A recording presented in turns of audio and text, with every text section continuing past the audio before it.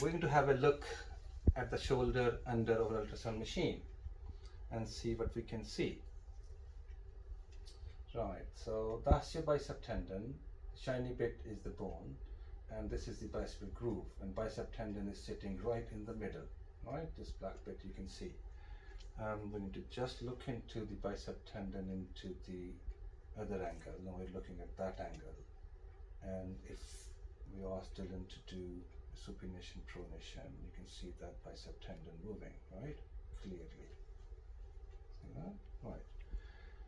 Moving forward, we go into one of the rotator cuff called subscapularis, which is the internal rotator. And by looking at it in a transverse, we can see the whole of the bone underneath, and that is the subscap and an insertion all the way. And if we ask him to bring it in and out, you can see that's the subscapularis working. Let's take it out a little bit and look at it in a transverse. So that's the bone underneath and the deltoid on the top, and the subscapularis tendon go all the way, right? See that? And that is beautiful, healthy looking tendon. And there is no impingement anything as he brings it in and out. Carry on for me. You can see that? Nice and easy. No problems there. That's the best machine you can see ever. The shoulder. So 360-degree movement. No other joint has that movement.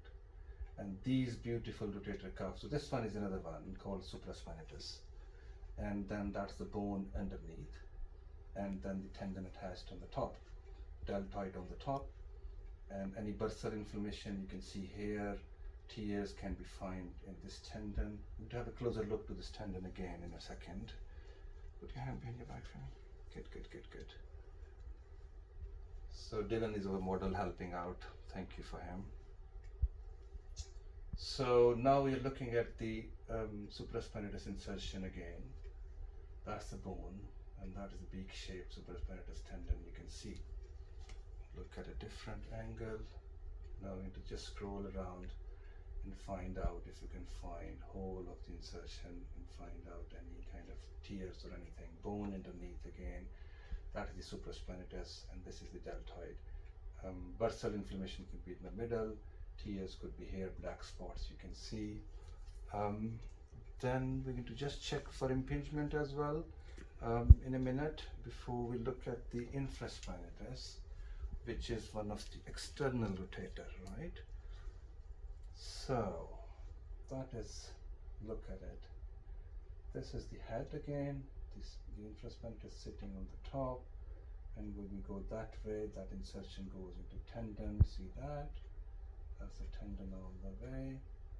Comes in. That's the attachment of infraspinatus. Right.